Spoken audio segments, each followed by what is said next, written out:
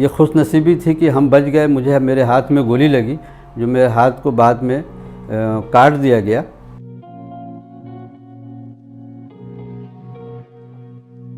मेरा नाम अमीर हसन है। मेरे वालिद का नाम मेहदी हसन है। मैं सन 1971 की जंग में मैं छोटा था। मेरे वालिद साहब आर्मी में थे और बहनोई साहब ईपीआर के अंदर थे। दोनों चिटागांग में शहीद हुए।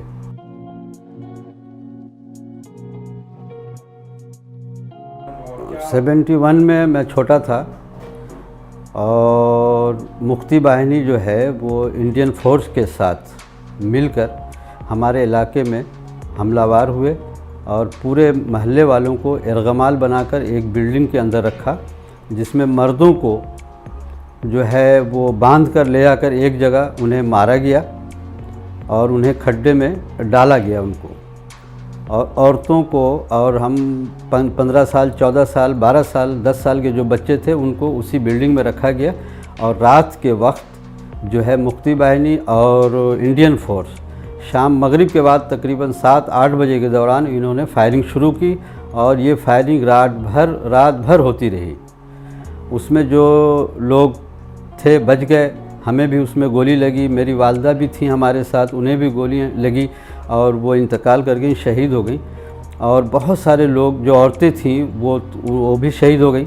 जो बच्चे थे तकरीबन 10 साल, 12 साल, 15 साल के बच्चे जो है वो उन्हें बाद में जो है बांध कर बाहर ले जाकर एक कमरे में रखा गया और कुएं के अंदर डाला गया। ये खुशनसीबी थी कि हम बच गए। मुझे मेरे हाथ में गोली लगी, जो मेरे हाथ को बाद में काट दिया गया। उसके बाद जो है हम लोग भागते भागते जो है एक बंगाली शख्स हमें अस्पताल लेकर गया। मैं अकेला था उस वक्त। भागते वक्त मुझे एक अस्पताल ले गया, वहाँ पे कुछ दवाएं वगैरह दी। उसे भी मुक्ति बाहिनियों ने पकड़ लिए। पकड़ने के बाद उसे भी जोड़ तो कब किया और करने के बाद जो है उसने कहा कि इसको छोड़ो, इसको हम ले जाएंगे। लेकिन उन लोगों ने हमें बचा के जो है वहाँ से फिर हमें निकाला।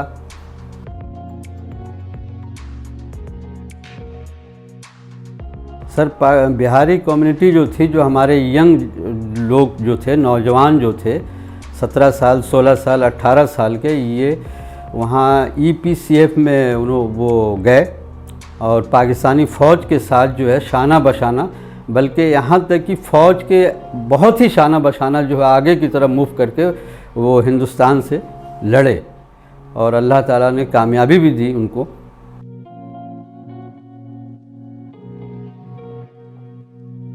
बिहारी पे जो है मुक्ति बाहिनी और इंडियन फोर्स दोनों मिलकर ये महल्लेवार हमलावर होते थे।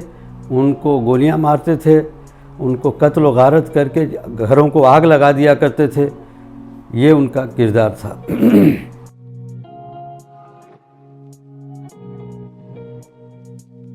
इंडिया ने प्रोपेगेंडा ये किया कि पाकिस्तानी फ़ौज को बदनाम करने के लिए उसने प्रोपेगेंडा ये की कि बंगाली औरतों के साथ और रेप केस किए और उन पे जुल्म किए। हालांकि हमारी फ़ौज थोड़ी तादाद में वहाँ थी और हमारी दफ़ा कर रही थी, वो दिफा में लगी हुई थी।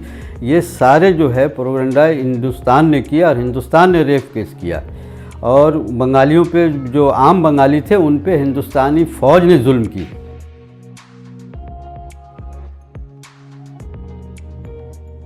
नरेंद्र मोदी जो आजकल अपनी फिल्मों में और मीडिया के ज़रिए जो बताना चाह रहा है, वो जुल्म सितम मुक्ति बाहिनी और इंडियन फोर्स ने किया बंगालियों पे।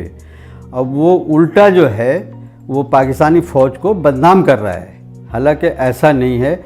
जो भी जुल्म सितम हुए वो इंडियन फोर्स ने ही किए हैं। बड़ी तादाद में वो आए थे मुक्ति बाहिनियों के साथ। मुक्ति बाहिनियों को ट्रेनिंग भी दी उन्होंने।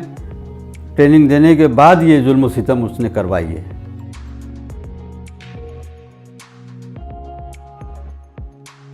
सर, मैं पाकिस्तानी फ़ौज के साथ हूँ। हम पहले भी थे, आज भी हैं, इंशाल्लाह मरते दम तक साथ रहेंगे। हर बुरे वक्त में इनके साथ, कड़े वक्त में साथ रहेंगे।